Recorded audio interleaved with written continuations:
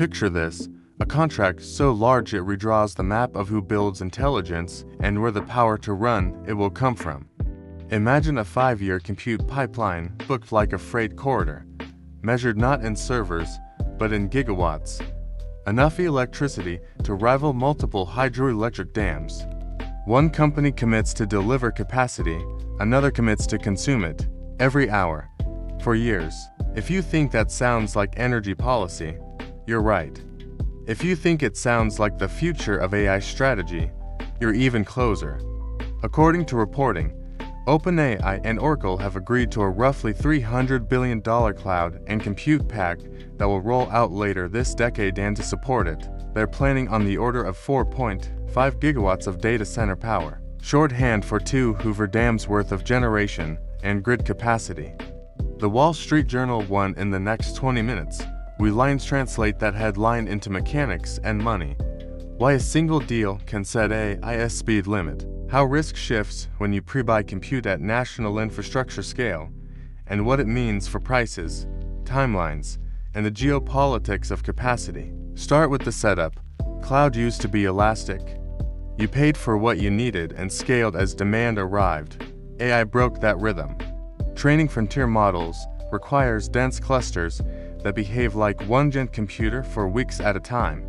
Inference at global scale requires fleets that meet strict latency while holding cost per token to pennies. Elasticity helps, but only after you secure the physical ingredients: land, substations, transformers, chillers, fiber, and hardest of all, enough accelerators and high bandwidth memory to keep them busy.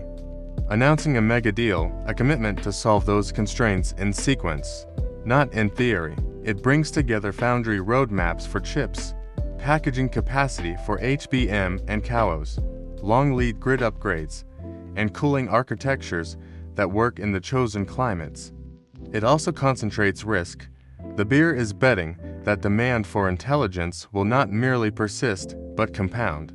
The seller is betting it can stand up capacity on time and on budget, without choking on the very success the contract implies. The number sounds outrageous until you put it next to the cash flows the industry now assigns to AI. Products that blend search, office, code, media, and customer support, each turning computation into recurring revenue. Under the hood, these deals only make sense if the compute you buy behaves like a factory you control. Training wants contiguity. Thousands of accelerators stitched together with high bandwidth links so gradient updates flow without starving on the wire. That pulls you toward campuses designed around fat fabrics, disciplined topologies, and power density that would have looked reckless 5 years ago. Inference wants proximity and repeatability. Fleets close to users or data, tuned for low P95 latency, and orchestrated so that easy prompts flow to small, cheap models, while only hard prompts wake the heavyweights. Both want memory bandwidth more than peak math, because a starved chip earns no revenue. That's why the invisible bottlenecks HBM output at a handful of vendors, advanced packaging slots at a single foundry's lines sit behind the neon of any headline number. Locking in compute at scale is only half the job. Locking in memory and packaging is the other half. Fail there, and you're booked megawatts idle in the dark. Power is the next gear. Think of a data center as a power plant in reverse. It eats electricity and produces answers. 4.5 gigawatts is a way of saying we will connect many sites, each with hundreds of megawatts, across multiple grids, and keep them fed year-round. That's where the dam analogy lands. Hydro, nuclear, and long-haul transmission corridors become strategy, not scenery. To lower volatility, you sign long-term power purchase agreements that match consumption with generation by the hour, not just on paper at year-end. To lower cost, you let your training scheduler act like a demand response trader. When wind is roaring at night and prices dip, you scale up. When a heat wave hits a city at 3 p.m., you slow non-urgent work and give the grid back some headroom. Cooling turns into economics. In cool, dry regions you lean on outside air and evaporative assists. In hot or water-stressed regions, You pick closed-loop liquid or refrigerant-based designs and accept a point or to worse PU to keep U close to zero. That alphabet soup is real money. Shaving PU from 1.20 to 1.12 on a campus drawing hundreds of megawatts is a line item that matters. Now map the money. When you pre-buy compute at this scale, you shift CAPEX and OPEX in unusual ways. Traditionally, the cloud provider eats the capital and rents you the service. You pay operating expense that scales with your usage.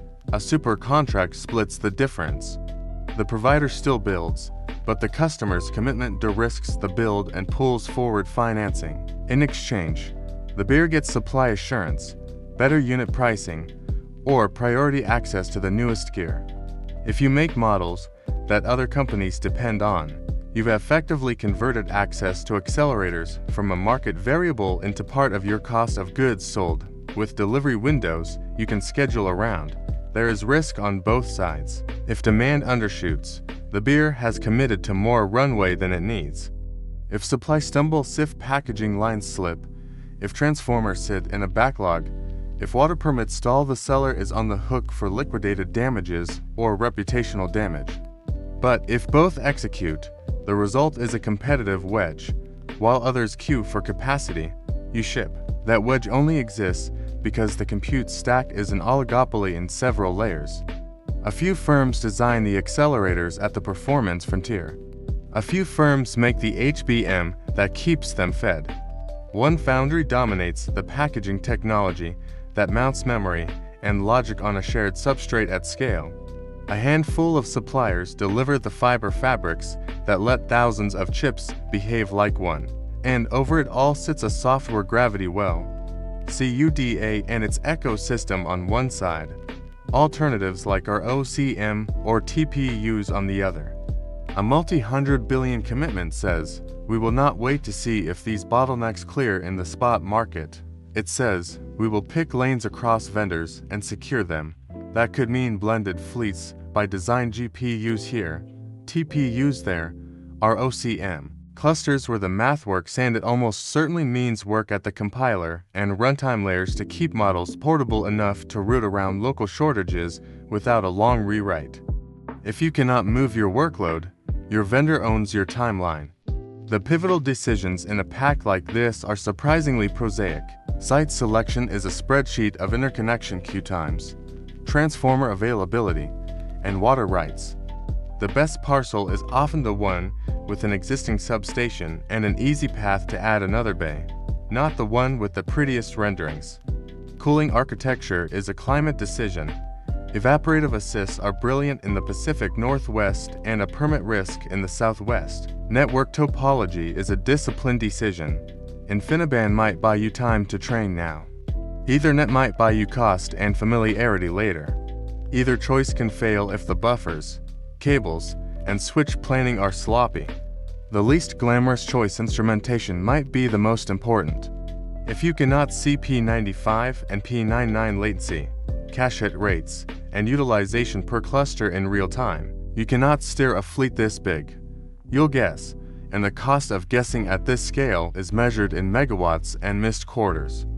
What does a commitment like this do to everyone else? It sets the price of time. If one player has secured a pipeline of accelerators, memory, and grid capacity, others pay either in higher unit prices, in delays, or in smaller ambitions. That can sound zero-sum, but it doesn't have to be. Scarcity pushes innovation. Teams that cannot get 100,000 top-end accelerators build sharper products on 10,000 mid-range ones. They right-size models, embrace retrieval to keep facts out of weights, and adopt quantization and routing so that easy calls never light up expensive silicon. They discover that good enough in 800 milliseconds wins users over perfect in 3 seconds for many tasks. They lean on the edge where it makes sense. Audio enhancement, translation, vision in factories so latency and privacy improve while cloud bills fall. Meanwhile, suppliers respond. Memory vendors expand HBM lines, packaging capacity grows, new interconnect options arrive, and cloud-native accelerators refine their niches. A mega deal is a stake in the ground the market still moves around it. Zoom out and the echoes hit policy. When compute builds look like power plants in reverse, they trigger the same questions. Who benefits locally? Who pays for the grid upgrades? How much water evaporates or returns warmer? And what happens when multiple industries AI, electrified transport, hydrogen projects court the same megawatts? The smartest builders arrive with answers. They pre-fund substation upgrades that outlast their first phase. They publish water and energy use with seasonal context. They plan heat reuse into district systems so a data hall warms greenhouses and university labs instead of the sky. They contract for 24/7 carbon-free energy to de-risk policy. Those are not press release gestures. They are ways to cut queue times, win social license, and reduce volatility in operating costs over a decade. There are limits and honest critiques. A number like 300 billion compresses uncertainty into one line. Not all of it will be spent if conditions change.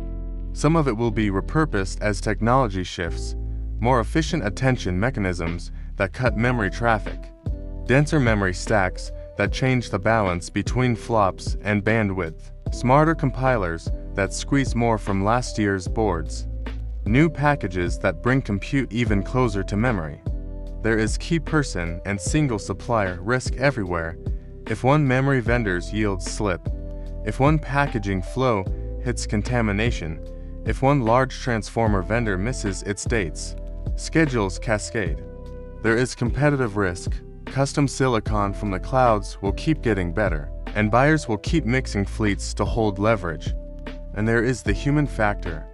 Hiring and keeping the engineers who can run these factories of math under constraint is a constraint of its own. From this messy reality, a usable playbook emerges for anyone watching the ripple effects or deciding whether to build in their wake. First, define what good means in your product before you shop for compute.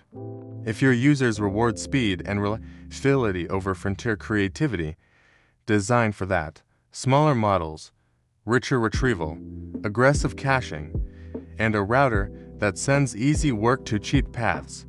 Second, treat memory and packaging as first-class citizens in your plan, not footnotes. Ask where the HBM will come from, what the packaging slots look like over the next 6 quarters, and what your fallback is if either slips. Third, invest in portability at the runtime layer. If your code runs only on one vendor's stack, that vendor owns your launch window.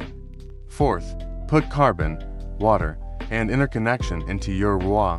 A cheaper parcel with a 2-year queue is not cheaper. A Pew headline that ignores water in August is not a plan. Fifth, build an observability culture that respects user visible metrics. You will not optimize what you cannot see. And at this scale, guesses are expensive. Sixth, negotiate like a partner, not a passenger. Prepay where it moves you up the queue. Co-design where it shrinks your risk, and share upside where execution beats plan. The most counterintuitive lesson might be this: mega deals can expand the pie. When one beer underwrites capacity, suppliers invest in the upstream constraints. The whole market needs more HBM output, more packaging lines, more trained technicians, more substations and switchgear.